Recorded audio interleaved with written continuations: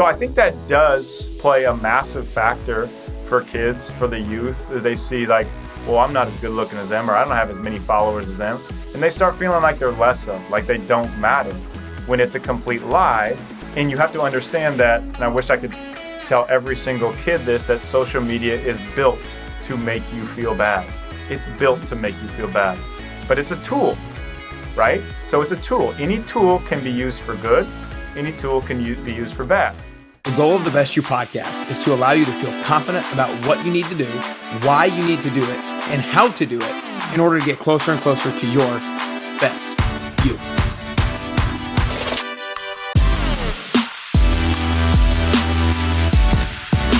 What's up, everybody? Welcome back to the Best You podcast. I have been looking forward to this for quite some time now. I'm really excited to be joined by the one and only David Nurse. David, I just want to start off by saying thanks so much for spending the time with me today.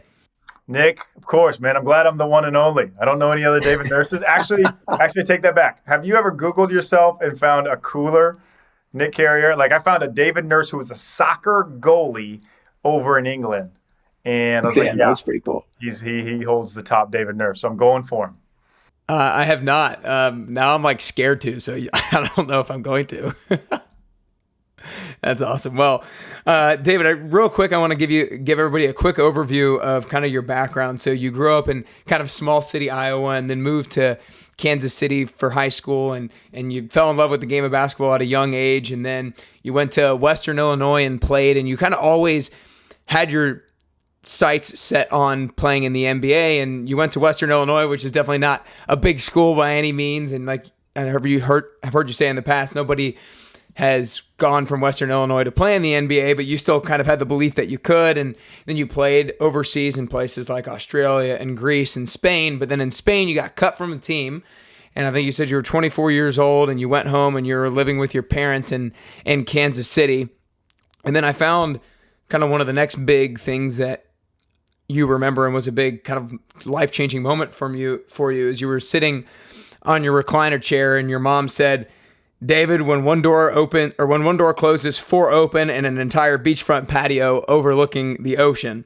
And then you thought that was such a big moment for you because you always thought if one door closes, just maybe one other door opens, but maybe four can open up. And I think that's such an important thing for people to realize, that when one opportunity seemingly shuts, there's actually maybe multitude of other opportunities that they could walk into. But oftentimes people don't either see those opportunities or they don't actually walk into those opportunities or through those doors. And so my question to you is, what is the difference between somebody who actually gets to walks through those doors and take advantage of those opportunities and somebody who doesn't? Because I truly believe that everybody has those four other doors open.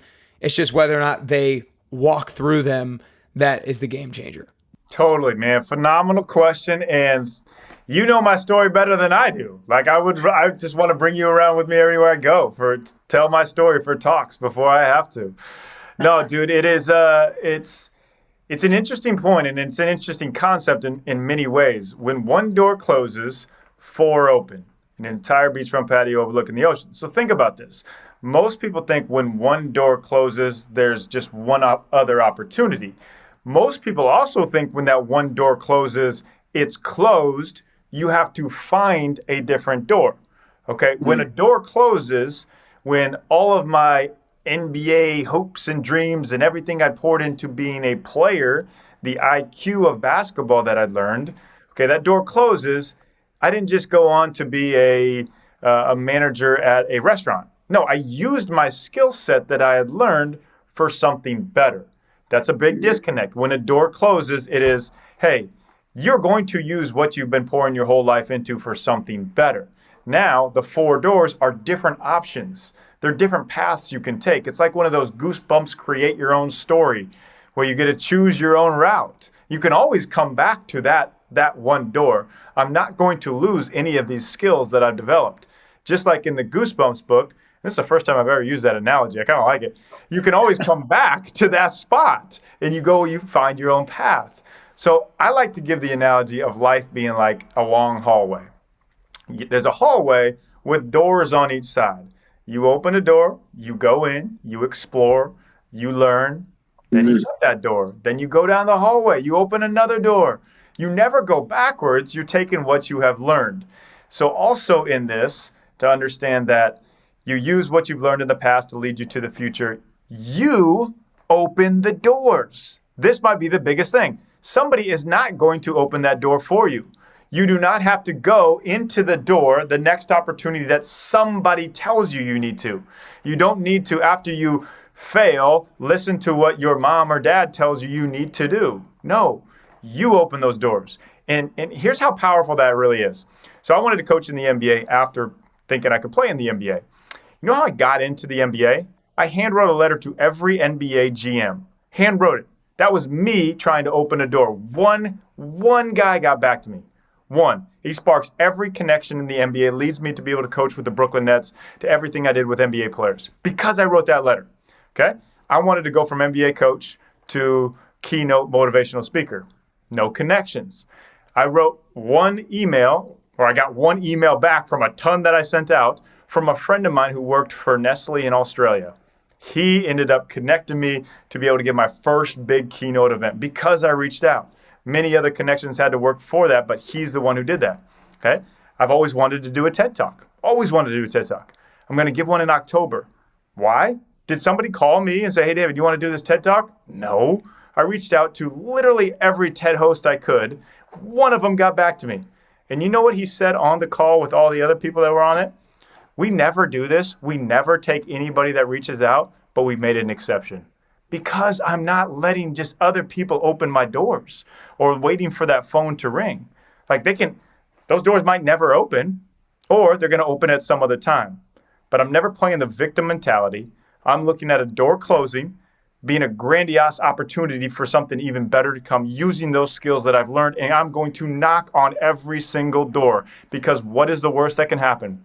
If I ask somebody for something, if I try for something, if I go for something, is anybody going to put me in jail? I mean, it's not against the law to go try to get what you want in life. I mean, obviously you can't steal or do it the wrong way. Nobody's going to put me in jail. Nobody's going to kill me for it. Like, I'm okay. But we're so afraid of that rejection that it paralyzes us from any type of steps forward. Yeah. There's so much that's so good there. I love the hallway analogy of life, going from one door, learning what you use there, moving forward, not moving backwards. And then I think one of the biggest things that you said, and people, for them to realize in their own lives, is when that one door closed, it wasn't like everything that you had become, all the skills that you had acquired, all the knowledge that you had acquired, all the experience that you gained, that goes out the door. It's you want to use that knowledge, the skill, and an experience to open up the next door and use it in kind of the same field, if you will. And I think a lot of people think I'm starting from scratch when I'm trying to go into this new opportunity. And one thing that you actually do talk about in your book is like, you're not starting from scratch. Like, you have become the person who's gotten you to where you are today. And that person is still a whole lot more than what you were in the past. And so you're coming from a much better place. And I think what you talked about, again, the hustle of writing so many letters to people, because so many people are waiting for their phone to ring or waiting to get that email, when 99.9% of the time it's not going to come. You have to create that opportunity to yourself. And I'm getting to a question here. I think one of the things that is powerful, or I think is one of the biggest reasons that made you take the action of writing so many letters, of reaching out to so many TED people who put together TED Talks, is you knew you were using a skill set that you had built up.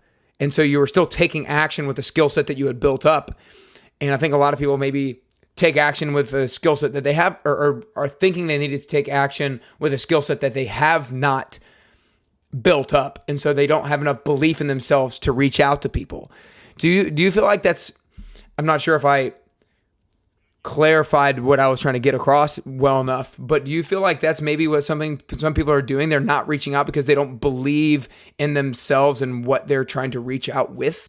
Absolutely. I mean, it's the whole thing of like, you think you can only reach out or you can only go for what you want when you're ready and you have it all together. When has anybody had it all together? Look at the person that you think has, like, who do you think has it all together in your life? ask them, and I guarantee their answer will be, well, more than half the time I just stepped in the room and I just, kind of made things happen. I do that so many times. I've been in so many meetings. I've been on so many stages. Like, I don't have it all together, but that's not going to hold me back because I know I'm going to learn through that process. And it's that fear of failure that holds so many people back. At the core, that is the most debilitating thing there is, the fear of failure. And it's so cliche to say failure is learning and failure is growth, and we can say that, but it's a lot harder to actually go through it. But once you go through it and realize that you're okay on the other side, like I like to put it on the point of like, if I fail at something, let's say, for example, if I step on stage and I can't remember what I'm talking about, let's say I even trip over my shoelaces. That's pretty bad, right? But you know what I have? What I've just created? I've created a great story for another book, a phenomenal story for an icebreaker, a great story for another talk, but that was that failure. So if you can tie a failure to an actual potential positive opportunity in the future, it doesn't become as daunting. And if you can understand everybody that you talk to, no matter how big or polished, they don't have it all together. Like the best NBA players in the world making millions of dollars. Why are they looking for somebody to coach them? Why are they looking for somebody to help them with their mindset? Shouldn't they have it all together? They're literally making over $50 million a year. Sounds like it's pretty polished to me. It's not. But if you keep telling yourself that excuse, then you'll never get anywhere. And action, just the art of taking action, just a step forward, is one of the most powerful things that you can do. You're never going to be able to leap the whole way. And in that same breath, there is no whole way. Like what are we all searching for? If you search on Google, what do most people want in life? What do you think that answer would be? I'm asking you this question, Nick. What do you think that answer would be? I think people would, or happiness, I guess is probably what we would say. Yeah, by far, it's happiness. Every time you search it, it's happiness. What is happiness? Okay, happiness is fulfillment, right? Feeling like you're living a life of fulfillment. Yeah. Okay. What is fulfillment? Like, how do you become fulfilled?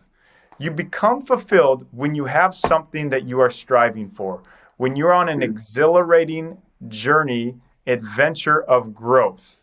The only way to feel fulfilled is if you have something that you're reaching for, striving for, working towards. It's why when people retire and they don't have anything going, they often die quickly, much more quickly than someone who doesn't retire. So happiness is fulfillment. Fulfillment is found through reaching, striving for a goal. And that's only found as you tie that loop back to what? Taking action. Yes, so good. So good. And like you said, taking action is just the art of taking an action is the biggest thing that you can do, because no matter if it's in the right direction, the slightly right direction, or the completely wrong direction, you're still going to learn or gain more feedback as to what actually is the right direction moving off of that. What I want to kind of get into next was something I was fascinated in. One of the podcasts that I listened to you on in preparation for this was you with Drew Hanlon, and it's actually a funny side story that I don't really need to go down, but my girl, he's from, or went to Belmont, right? And so my girlfriend played basketball at Lipscomb here in Nashville and actually got trained by Drew Hanlon when he was younger. So side note there. But what I wanted to get at is you told him about how you grew up in Iowa and you had I think you said like a 2-inch vertical or whatever like that. You were not somebody who was naturally gifted with the ability to jump high. And so naturally you wouldn't think that somebody else would look at you and be like, oh, he definitely should strive to be in the NBA. And then you talked about how you didn't have the whole world to compare yourself to realize that maybe you didn't have the natural gifts and talents to get to the NBA. And then I was like, if social media was a thing back then and he realized he didn't have maybe the natural gifts and talents, he probably would have stopped earlier than he did. And so I was wondering, like, how many people do you think maybe stop pursuing something that is a true passion of theirs because they see in comparison that they're not naturally gifted or talented with that thing, when maybe they really shouldn't stop pursuing that passion? Yeah. Really good point. Really good point. I think there's two ways to look at this. So the first way being, yes, I think it was to my benefit that I didn't know what the whole world was doing. I didn't know that there was a guy in Slovenia who was 7 foot tall and he was a freak athlete and he was way better than me. So I didn't have to compare myself to anybody but other than the people in my city. And I would look at the newspaper. I would look at the box scores. Marcus Walker was a guy I was always going for. He was number one. I was number two. And I checked the box scores and how was he scoring? How was I scoring? But I didn't have to have that comparison of everybody else on social media. So I think that does play a massive factor for kids, for the youth. They see like, well, I'm not as good looking as them, or I don't have as many followers as them. And they start feeling like they're less of, like they don't matter, when it's a complete lie. And you have to understand that, and I wish I could tell every single kid this, that social media is built to make you feel bad. It's built to make you feel bad. But it's a tool, right? So it's a tool. Any tool can be used for good. Any tool can be used for bad. A hammer can be used to build a beautiful house. It can also be one of the most brutal murder weapons. It's how you use it. So social media, in that sense, that's why putting out positive messages. That's how we can reach a lot of people through social media, only if used the right way.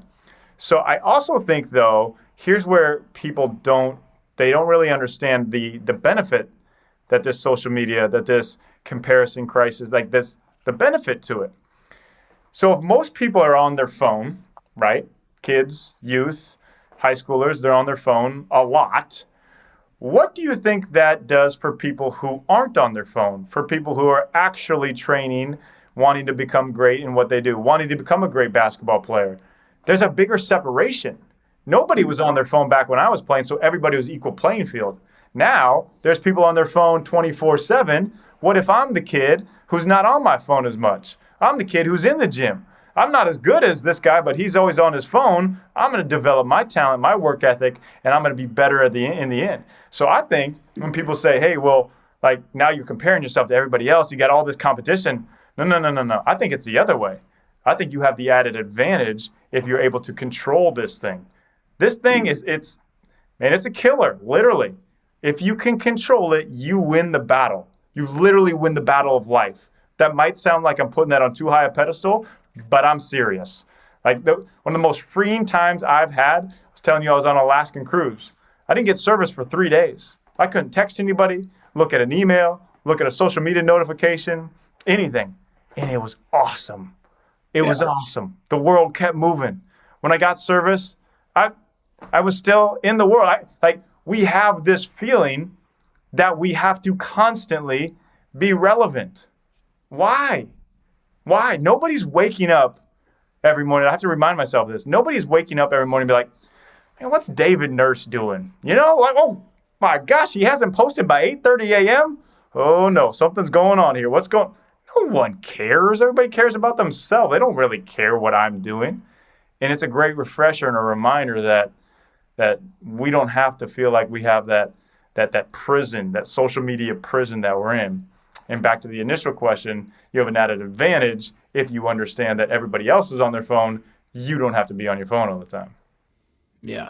Well, I think, like you said, I don't really think it was an overemphasis on the how you handle the phone and the importance of that and the kind of the outcome of your life.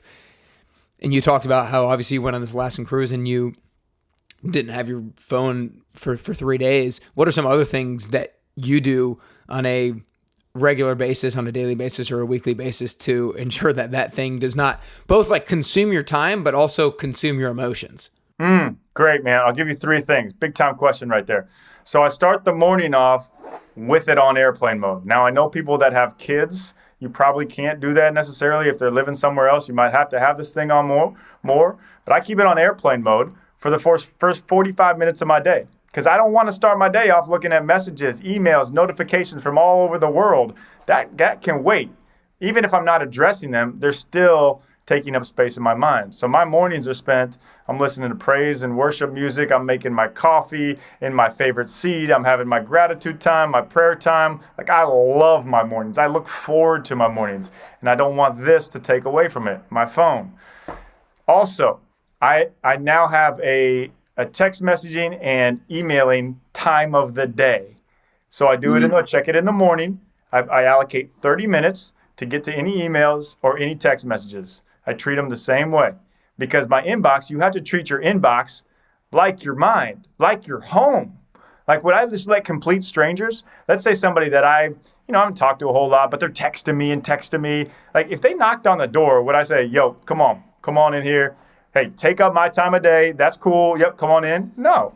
So I'm going to treat my inbox and my text messaging inbox like my home.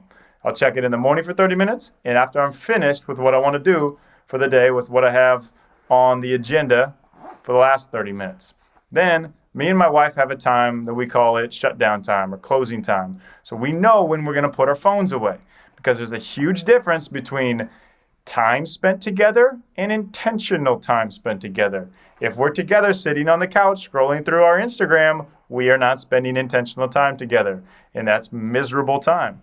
So we put our phones down, we put it on airplane mode. I mean, once again, if you have kids, you might not get this luxury, but that's also the benefit of having kids. That's amazing. So those are the three things that I do to make sure that I control the phone, control the time. I don't ever want to be reactive towards this. I want to be proactive and make sure that my time is spent where I want it to be spent, because that is, as we know, the most valuable resource we have. That's all awesome. I feel like I have my phone on do not disturb 99.9% of the time, and that's something that helps me a lot. But I think I'm gonna, and I've heard the text and email time of day thing, and I tried to do it for a little bit, and I got away from it, and so I need to get back on that. That's super solid. I hope you guys who are listening and watching took notes on those, and at least find one that you can start to implement. Maybe you don't have to start implementing all three right away, because you're going to feel detached, but it's like, just maybe try one at a time, really hone in on that, and then maybe add in some of the others. But that was super solid. One of the things that you kind of touched on a little bit before we started recording, the expectation factor. I told you before we started recording, I've been super pumped and excited to do this. And so I've kind of had this like lofty expectation in my mind of having you on. And you also talk in your book about, with Jeremy Lin, about the high expectations were super high on him when he was scoring like crazy, and all the Linsanity and all that kind of stuff. And it was really difficult on him because the expectations were super high, and he always felt like he had to deliver at such a high level, or he was going to let everybody down. And so for you personally, you've continued to get more, externally successful over the years. You've written 2 great books. You're getting ready to come out with a third. And so I'm sure there's other people have certain expectations that this third book is going to be great. Anytime you do a keynote, people have expectations of it being pretty darn good. How do you handle the emotions of high expectations from others being placed on you? Dude, that is awesome. Another awesome question. Expectations are real, like expectations of others. As much as we want to sit here and say, well, I don't care what others think. Like, no, we want to, I know I personally want to step on a stage and I want them to say that was one of the best talks, or if not the best talk we've ever had. I want this next book to do phenomenally well. And are the expectations of publishers, the expectations of other people. So yeah, it's real. But if that is my guiding light towards why I'm doing what I'm doing, then I'm in the wrong field and I'm in the wrong industry. And my life is going to be miserable. Because I'm going to let somebody down. I'm going to fail. I'm going to have a talk where I don't do very well. It's absolutely going to happen. I'm going to let somebody down. I'm going to let my wife down. Not in a big way, but there's going to be times. We're broken. We are flawed. We all are. So we will never hit every expectation. The only way that I am able to continue to do this, and why I love doing this, is because the love of Jesus. That is truly my belief. You don't have to have that belief, but it gives me great comfort to know the pressures of this world, the expectations of this world are not on me. I know if I have a relationship with him, I love him, I give my life to him, I'm set. I'm playing with house money down here on earth. It don't matter. Think about this. Do you think anybody's going to remember us in 100 years? No. There's nothing wrong with that. The only people, name somebody that comes to your mind 100 years ago. Name one person. That's too many. That's a good point. Everybody's under 100. Yeah. Name your great-great-grandparents' name. Great-great-grandpa. Yeah, I don't know that. I'm not one of those lineage people. Exactly. Well, that's the point. People aren't going to know us 100 years from now. Yeah. And that's totally okay. Like I view it as God's looking down on me. He's like, David, all this stuff you're doing, this business you're building, the books, and that's all cute and all. But do you really know what you're doing? Are you really doing this for the right reason? And I have to check myself at times because it feels good. It feels good to have success. It feels good to people that telling you how great you're doing. Like that feels great and all. But if I don't have it for the right reasons, then none of it really matters. And it will eventually catch up to me because I absolutely will let somebody down and fail to hit expectations. Has there ever been a time, maybe over the last few years, where you feel like you have been pulled in the direction of maybe giving too much to the external success, giving too much to other people's praises to you, and you've put too much of like worth on that? And if so, how did you maybe like pull yourself back? Of course, man. It's a daily battle. I don't think anybody can say that they're fully 100% like, oh, it's nothing. I don't even care, like that's great to think that, but then you're lying to yourself. It is a daily battle. And it's the daily habits that I set up, that I come back to, the morning routines, the prayer time. Talking with my wife. Trust me, if I step out of line and thinking like I'm the reason this is happening, I'm the reason of this, she'll let me know. And that's what's great. Like you have to have somebody like that in your life. Hopefully it's your spouse if you're married. If not, you have to have somebody who's able to challenge you and support you. So yeah, just continuing to come back to my habits that I've set up, like to make sure no matter what anybody else is saying, that I know that these successes and the continued successes are not my own doing. I can't physically make this stuff happen, and it's not the universe making it happen. That's the funniest thing to me when people say, "Oh, the universe." Oh, really? So Saturn just shot down a light to you, and like, oh, this is why. Like people just say that because they're searching for something deeper. They know there's something deeper, but they just want to, take the easy route out. Right. Yeah. Completely agree. I don't like it when people pull out this self-made crap. It's like, no, stop it. Self-made, man. Stop it. I think one of the big things with your story is how you've kind of had these really, I would say maybe two huge shifts in identity, right? You had this identity of the player who wanted this basketball player who wanted to go to the NBA, and then you had the identity of the shooting coach, and now you're kind of the identity of speaker and author, and you've had to make shifts in not living in that past identity. And I know for me personally, one of the things that I've probably never said on the podcast before, but I've said to people who are close to me is I think sometimes when I am taking action in the world and living out my life, sometimes I hold myself back by seeing myself as recent college graduate Nick.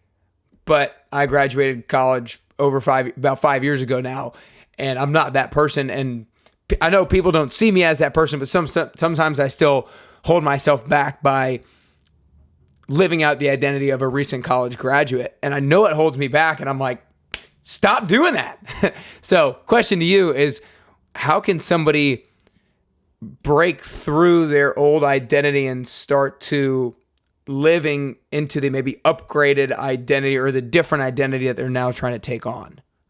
Yeah, identity is an interesting thing, man. And if you wouldn't have said that you're 5 years out of college, I would have had no idea.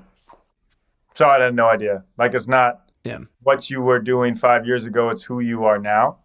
The biggest tool that has helped me and that I give to people is what I call a daily vote for yourself. So you write down every single morning what you want to be. Like, what do you want that identity to be? I had to start doing this when I was only known as a basketball coach, and I was telling people, you know what, I'm going to write a book. Like, I'm going to be an author. They're like, no, you're a basketball coach. Trust me, I know who you are. That's your identity. So I had to start convincing myself because I didn't believe it myself. So I had to write it down. I had to live in this story. Our brain is 95% neuroplastic, meaning we can continue to learn. It is the stories that we tell ourselves. Literally in 60 to 90 days, all the cells in our body have completely shed and we have new regenerated cells. I mean, you don't see that because they're constantly going. So essentially, if you know that, in 90 days, all your cells, everything on you will be completely different. So just that understanding is really cool that you don't have to be that same person. So voting for yourself, writing who you want to be. David, nurse, I am an author. But then also writing like what type of person, not necessarily just saying you're an author, but saying I am the type of person who writes books. So if I'm the type of person who writes books, what do you think I should be doing every day? Writing, right? If I'm the type of person who writes book, I need to write every single day. And I do. Those are habits. So even if I only write for 10 minutes a day, that's okay. That's a vote for who I am. If I write for 2 hours, if I write for 1 minute, it's just the action of doing what you tell yourself that you are going to be. It's not, hey, I'm David Nurse and I want to lose a lot of weight. Okay, well, all right, I'm David Nurse and I'm the type of person who goes to the gym.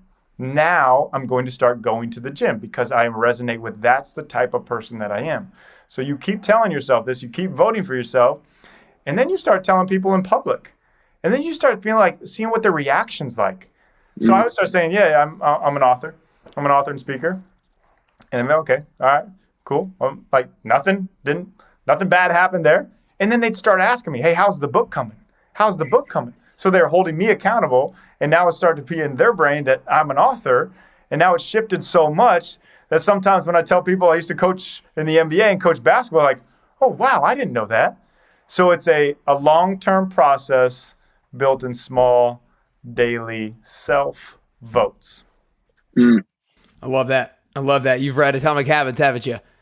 I have, but I've implemented that much before that book. No, I know. I wasn't trying to give credit to all the credit to James Clear there. Honestly, though, like I think his book is so good. I think everybody should read that book. I have my NBA players reading that book. I think it is so good in like really teaching people why habits are important, how they're effective, how to use them, how if you fall off your habits, how to get back on. I mean, there's a reason why it's sold millions and millions of copies. Yeah. No, I think there's he always uses the phrase "the type of person," and that like vote for the type of person you want to become. But I think really one of the things that is key when like identity is so important for so many different reasons, but your identity is super important because it often determines the actions that you take. And to me, some of the things that you said that determines your identity is who you tell yourself you are and who you tell other people you are. And then your identity starts to mold and starts to form largely based off of just those two things alone. So I think those are key and definitely things that I'm going to try to implement more of myself as well to help break free of some of the things that I hold myself back from. One thing that I want to ask before the last question is, I know you're coming out with a new book here in the near future. What are some of the biggest, obviously you don't want to give it away, but what are some of the biggest things that you feel like you've learned from writing the last book to this upcoming book that are going to be most beneficial to people when coming out with this next one? What do people need compared to what do I want to give? This book doesn't have my story. This book doesn't have any of my stories.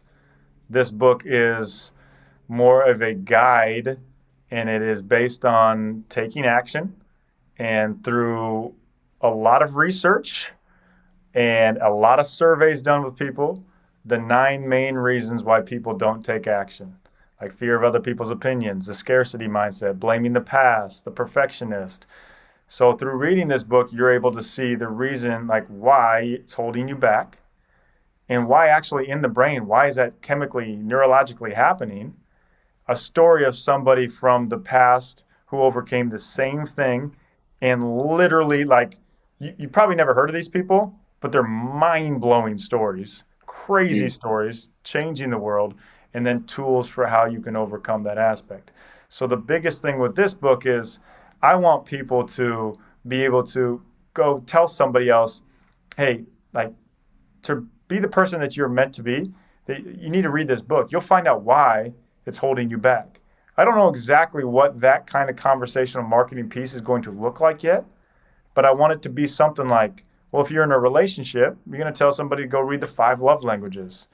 So if you're stuck in a situation, or if you don't know exactly how to take that one step, go read my book. Yeah. I won't reveal the title yet, but we'll get to that point. Yeah, that's awesome. That's awesome. Well, I'm super excited to read it and order it, because taking action, like we've talked about, is the most important thing that anybody can do, because the feedback it provides you. But David, before I ask the last question, I just want to acknowledge you for a lot of different things, but your ability to believe in yourself, even when you were still playing, like your belief in yourself that you were going to make it to the NBA, like that's admirable in and of itself, even though I know it obviously did never happen. I love the belief that you had in yourself, but then I love your ability to take the action from the comment that your mom said and open up those other doorways to yourself, because you knew that other people weren't going to call you. You know, knew other people weren't going to open the door for you. You had to go out, write all those letters to the GMs. You had to go out, send all those emails to all these other people, and you continue to do that on a daily basis. And it's inspiring to see somebody forge, again, not that they are solely responsible for forging their own way, but you did a lot in making all those things happen. So I just want to acknowledge you for that. Thank you, brother. Appreciate it, man. Of course. Well, you guys need to go make sure you get this book. I'm almost done with it. I haven't completely finished, but Breakthrough by David Nurse, and obviously be on the lookout for his new book coming out sometime in the near future. And obviously, if you're watching on YouTube as well, you can see his first book, Pivot and Go. I got to make sure I go back and order that as well, since I haven't read it. But I know you'll also need to follow him at davidnurse.com and on Instagram and Twitter at davidnursenba. Is there anything I missed that other people should go follow you and learn more about you? Just check out my podcast, The Art of. That's it. You got it covered. Awesome. Well, last question here, Dave, is I think that in order to get closer to the best version of yourself, it's a constant journey. I don't think we actually ever get to that best version. And I also think it's a unique journey. I think the way that I get closer to the best version of myself is going to be a little bit different than the way that you get closer to the best version of yourself. So the final question is for you personally. If there are 3 things that you can currently do, or 3 things that you could currently work on to get closer to the best version of David Nurse that you could possibly be, then what are those 3 things that you could currently do or currently work on? Great question. 1, always, no matter what, ever, always put my wife first in every situation. Always edify her. That's number 1. 2 would be, to continue to improve myself. Continue to evolve. I know speaking and writing books is this thing right now, but I have some things up my sleeve that I'm close to taking another step out of. So continuing to push myself to evolve and never getting comfortable in that. And 3, just really honestly continue to grow closer to God. And whatever that looks like, as it's leading other people towards God, being more bold, speaking about my faith. But if I hit those 3 things, I'll be closer to the best version of myself that I will never get to, nor do I want to get to. There you go. Awesome. Those are awesome. Those are great, man. You guys, again, make sure you go listen to this podcast, The Art of Podcast. Make sure you go follow him on Instagram if you don't already at David Nurse NBA. Make sure you go get Breakthrough. And more importantly, make sure that you take action in life. Move forward, whether or not you know it's the right step or the wrong step. Move forward, do something that then you can shut that door if need be, keep walking down the hallway and open up other doors that present themselves to you. But don't think that anybody else is going to open them for you. You got to walk through and open yourself. So appreciate you joining today, David. That was awesome. And appreciate it, man. Thanks, Nick. You're the man.